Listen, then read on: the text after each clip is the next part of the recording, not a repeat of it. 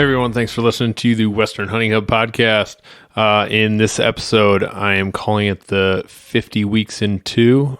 Stole that from listener Ben. Thanks for giving me the idea and a couple other things. We'll have him on here shortly. Got an interview with him tomorrow night. So excited about that. And he kind of been emailing me here and there. And then we, with the last episode, talked about fishing, something that he's done a lot of, gave some great advice. And so I'm looking forward to, in the future, what my fishing charters look like. I don't do a ton of them, but I can see myself doing as many as finances allow and time allow. A great summer thing to do, but it's something my wife likes to do also. So that's a win-win. However, just north of me, like an hour, is the center of the nation. So there, it is literally called the center of the nation. There is, so we're a long ways from the ocean, but oh well, I'll make it out to the ocean here and there when we can, because my wife and I like to do that for sure. So big thing he gave me advice wise that I'm going to take to make better fishing trip is two things. One would be a couple of names. Two would be get some prescribed Dramamine. I knew I was going to get patches, and I thought, oh, they're just not in the stores. Didn't know they're prescribed. So guess I just a little ignorant on that subject. So we'll be getting Dramamine in the patch form next time. So, and the reason why I'm calling this one 50 Weeks in 2 is because typically your hunting prep starts literally during or right after your hunt ends. And I'm always planning the next year's hunt while I'm hunting, but a lot of things have happened, moving and getting new jobs and all that sort of thing. A lot of things have happened, so left a lot of unknowns as to what my season was looking like. And I'm sure a lot of you have that same scenario where you've moved, changed jobs, COVID has changed what your day-to-day looks like, and you're working remotely or whatever. So we've got some different things going on in our lives, and it may have been a little tough to figure out what does this season look like. And when you don't have a set plan, I noticed for myself, two reasons: a set plan as well as I'll go with that one first. I didn't have a set plan, so it was hard to get motivated because I didn't know what quite I was going to be doing. And then the other one escaped me. I don't remember what it was, but it doesn't matter. There has been some disruptions, so getting the motivation to plan, prepare for that has been a little tough. Getting a dog, that probably was there as well. Not that we're not unmotivated to do those things. It's just you don't know what you're getting into, so it's hard to prepare for those things. And disruption in schedule last year, we were all staying home. A lot of us were home, or I was still working, but had a lot more time at home, so I could really work out a lot. I could do quite a bit. There was a steady supply of things. And getting into the next topic thing that I was going to say here is gear ordering.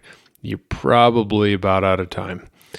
I just had some arrows show up on my doorstep today. I ordered those a couple of months ago. They were back ordered. I've had some binoculars ordered for work. Those have still not come in. So things are taking a long time, just like everything.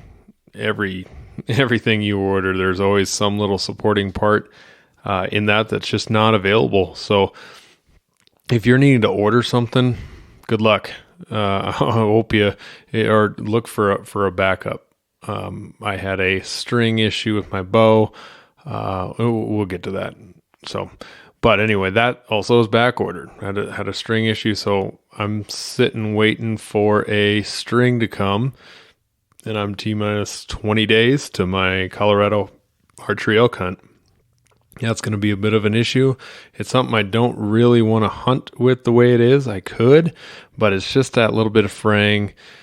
It's got me nervous. So Black Hills Archery got me through a archery shoot through Alpha, but it's not, I just am not ready to go into the woods with it. I'm not going to trust it.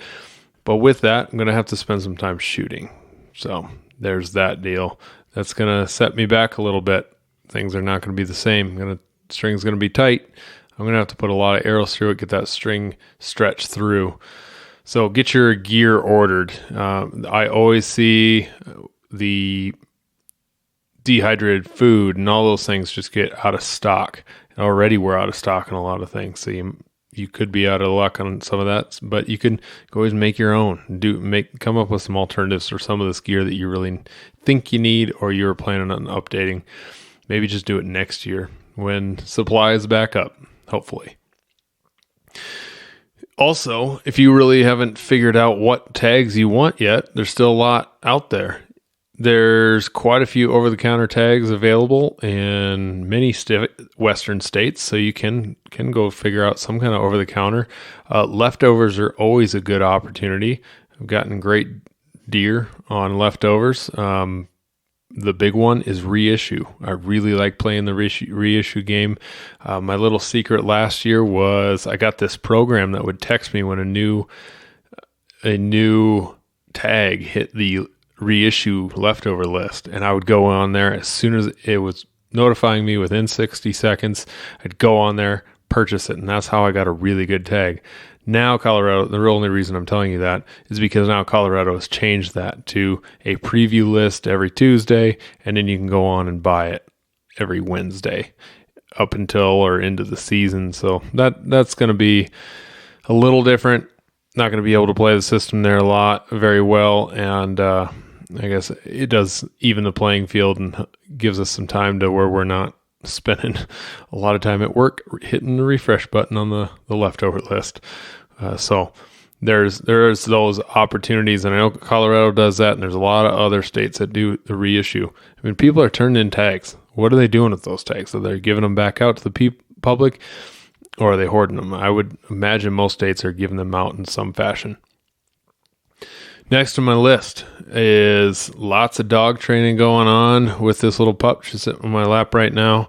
Been definitely growing as even more member of the family. So if you're looking for a bird dog, these Llewellyn setters are something else. I know in the West, we're mainly focused on big game, but there's a lot of really great small game opportunities, or what we're going to be working on with her is some shed hunting. I don't have high hopes that she's going to be super great at it, but I do believe that she's going to be going on a lot of trips with me. And because we're in the West, there's snakes, and I've got a giant fear of that. So this weekend, we went and did a snake training. So there was the bird dog club local around here that put on a little deal. So they had defanged rattlesnakes, and I just kind of walked the dog right up to it, and they give it a big old shock, get her used to like, nope, that's not okay. You checked it out. You're good. Waited 20, 30 minutes, walked over to another snake in a different area and to see how she would react. And that's all it is. Very simple. Hope that was a fundraiser for the club, because $75, that was a lot. So I was able to train her, and she did really, really well. Didn't really hit her too hard. I think we were pretty light on the shock collar because she's still under 4 months old, but I think she got it. It was a really good, I want to go check it out. And then the shock, and she's like, nope. And then didn't take her long to hear that rattle on the next one. See, no, that's not something I want to mess with. So if that's something you guys got in your area, or if you got snakes in your area, it's something that's definitely worth it. I didn't realize how many dogs get hit with snakes. There is a lot. Hearing vet stories in our area, lots and lots of people's dogs are getting hit with snakes, and vets are losing dogs, which would be a sad deal. So if you don't want your dog to get bit, and if you're hours from somewhere, the first line of defense is train your dog. Second line of defense is a shot. I will now be getting my dog a shot every April, and it's a kind of an antivenom kind of deal. They're still not like good to go necessarily if they did get hit, especially in the face, but it can give them that little bit to get to the vet and to get a little bit more antivenom, and then they may just survive. So I would highly suggest getting that snake shot. Talk to your vet and I'll be getting it next year. She's too young this year to have it. And this also takes some time to get settled in. So you can't just do it in September, planning on for October and November bird hunts out west or somewhere on the plains. Or if you're shed hunting into July, just realize that, and I need to maybe talk to the vet a little bit too. I'll be spending some time in snake country in June, July, doing some shed hunting. So I need to maybe look at, more so June, but maybe look at doing that shot just a little earlier. Other things for training, lots of fetch, lots of heel work, obedience. We're going on quite a few days without many accidents in the house, so that's been getting better and better, and just lots of nipping and fearful of my new boots. So making sure that those get put in another room, and just working through every video that I've watched. That's my game plan. I'm not really just making stuff up. What I would suggest for sure is like what I did is I found someone I really enjoyed following, and or this kennel that I got her from had some curriculum. So I've been using that as well as Dog Bone Hunter, which hopefully we can get them on here soon. I emailed them today. Now that I've got a little understanding, I've been training dog for almost 3 months or 2 months. A month. I'm an expert, right? Yeah, I can talk dog training. But anyway, dog training is going well. So been a fun deal there. Another thing with getting ready for the fall is one thing that's come about in being a little bit more active in, being active with this podcast is opening up a door, but definitely something for people without podcasts could also be doing is using social media to its utmost. And with that, trying to find other people that have like-minded interests, but also people with interests of they want to hunt a Coues deer and you live in pheasant country. There's ways of trading hunts there. Not necessarily trading hunts, but I'm sure there'll be some favors here and there where Ryan from Hunt AZ invited me down. He invited me down a long time ago. I said, "Yeah, I'll get down there. Well, this year he finally said, "Yep, I'm doing it." So that was kind of a great opportunity I didn't think was coming. So I said, "Yes, I'm doing it. Here we go." And that all stemmed from, I've never even met Ryan. That all stemmed from messaging back and forth, and him getting to know me and me getting to know him just through the podcast and then just chatting on Messenger and text. Most conversation actually has been through text and Messenger. So there's definitely opportunity for you guys to be reaching out, or if you see someone's comment on Facebook or Instagram or something like that makes sense to you, you liked it, you're like, oh, that guy's looking for this. Well, heck, we got pheasants here and you got whitetails there. Just don't be a jerk about it and try and trade a bluegill fishing trip at your local pond for an elk hunt. Not something that's the same, but there's some opportunity to give and create a little bit of a community. And I think that's what we're doing, connecting with Ryan's buddies down in Arizona. That's going to be a fun trip, getting to know him, getting to know new country. And then he's talked about coming up to South Dakota. So as I learn some of this property, I'll be definitely giving back to him at some point and trying to find some good spots and hunting right along with him, or just sending him to my spots. So definitely worth the effort. We can't all learn the whole country or multiple states. So we can all try and have some good hunts without building up a lot of points. And it doesn't take a lot of points in some of those areas. It takes some knowledge. You're much better off with, I would take local knowledge over and zero preference, like an over the counter, over a 5-point unit any day. I would rather hunt in a place where I had something versus that. And that's just my opinion, just because you can know where they're at. That's the other reason why I haven't hunted Wyoming or Montana for elk. I don't know where I'm going. I don't know the country. And I know I would not be successful unless I got super lucky. So reach out there to some other folks and see if you can't trade something, set something up for, it doesn't have to be a full-on trade, but just offer to someone else to come on up like what Ryan did. He did not say at one time, "Hey, I'll trade you a hunt." No, he just invited me, and through that, I want to we'll at some point kind of develop a relationship there to keep hunting going. So that's going to be a fun deal. Anyway, we've got the next stuff on my list here, my season's goals, and I hope you guys are working on your season goals too, instead of just going out hunting. We want to have a great time in the woods, and it's wonderful to be out there, but we also want to get better, don't we? I strive and thrive for bettering myself every day, and even if that's something stupid, I'm trying to get better and better. My small little antler buying business, not so small anymore. Got quite a bit going on with that. So I really, because I'm working hard at it, and I want to get better and better at it. My shooting, my hunting, all of that, trying to get better. So this season's goals, I told Jim Shockey, like an idiot, I just want to be a better hunter. But now I've kind of narrowed that down, that I think that would be better at glassing and better at getting within range. So those are my two goals I'm going to work on, just because of the country I'm going to be hunting on. There's going to be a decent amount of glassing. Arizona hunt, there'll be a decent amount of glassing, or a lot. And the prairie hunting here, glassing. And then getting within range, that's always a good thing to work on. So here's my meat of the podcast. So 50-2. Thanks, Ben, for the motivation on that. Got 50 weeks. I've got 2 weeks to put in what I would have done in 50. I've done some stuff over that, so I'm not going to say I did absolutely nothing, but say I hadn't.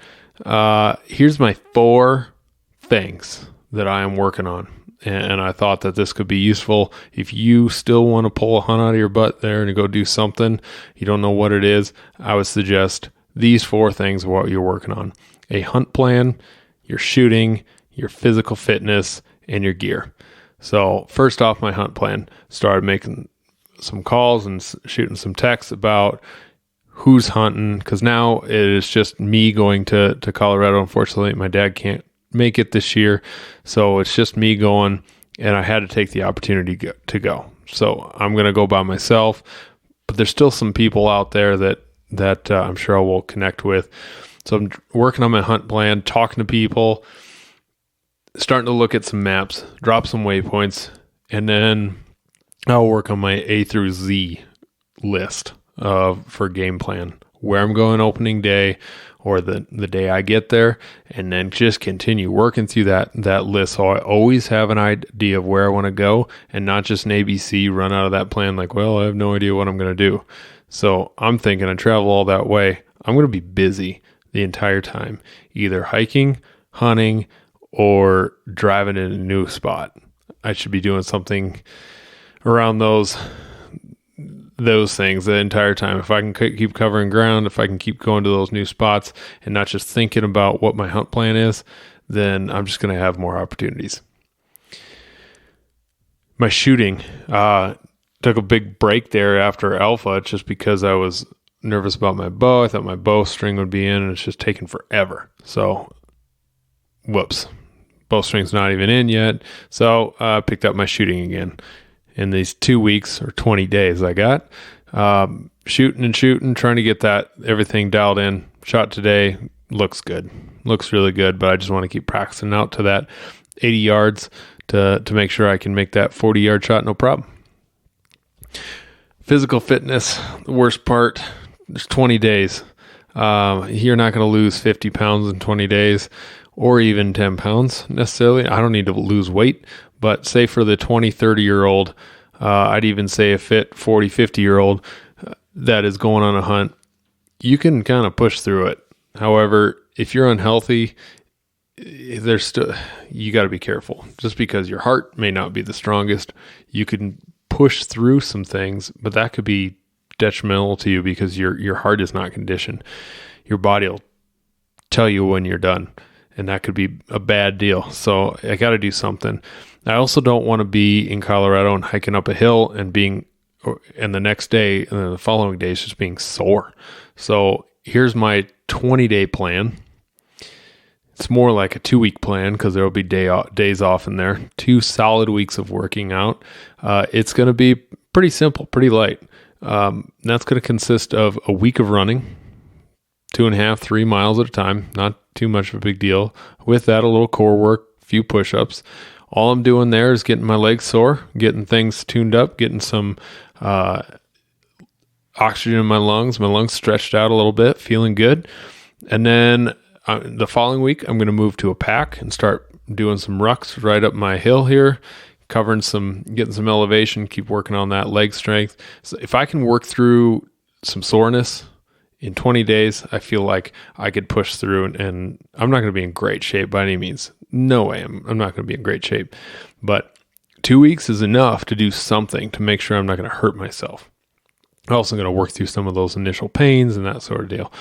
And then, yeah, that's the majority of it. Just going to keep in some core work, going to keep in some push-ups, just keep my shoulders and everything going. I'm also not a lazy person, so I'm already I go up and down the stairs. I'm constantly moving. I haven't gained 5 pounds since college, so I'm not that concerned about it, but I don't want to be hiking and come day 3, I'm just dead and done. So that's important to me, but also I want my heart to make sure I can handle that and be good to go. So that's what I would suggest for that. Make sure you're taking care of yourself. And lastly, the gear. I know that's maybe the most fun, except for the spending the money part, but doing a lot of gear prep. Broadheads. If you shoot a certain broadhead, good luck. There's some limited supply and some things there. I did find some replacement blades for my deer broadheads, but I had plenty of stock for my elk broadheads, so I'll need to make sure those are all sharpened up, ready to go. I realized I need to make a cooler purchase. My boots are getting waterproofed right now. Little things like that. My gear list is money. It is on point. I have never had a gear list as polished as this one, down to my food on there. So I'm really excited about that. I found a new gear list from Exo Mountain Gear that you can throw the weight in there and everything. And then when you check the boxes, it'll add up the things that you pack and tell you what your weight is. So I'm kind of excited about that. It's mostly done. I'll attach it to the show notes here, but it's mostly done. Just got to add some weights to it and maybe a couple other little things. My bow, like I said, get new string. Also just make sure you're tightening everything up, but also bring your Allen wrenches with you into the field. Arrow builds. My arrows finally came in today, so I'm not doing an all new arrow build. I did get some arrows from Alpha, and yeah, I'm going to build those, but I'm not going to hunt with them this year. I just got to shoot them, see how they fly. But those other arrows, exactly what I had already. Get those arrows built, ready to roll. Get my arrow box filled up, and have enough for Colorado. The only thing I'm missing is my rifle from the gunsmith. I'm a little nervous about that. It's getting threaded right now. More nervous that the suppressor hasn't come. So I'm on month 7. By September, early September, would be 8 months. Lead time on that is supposed to be 6 to 8 months.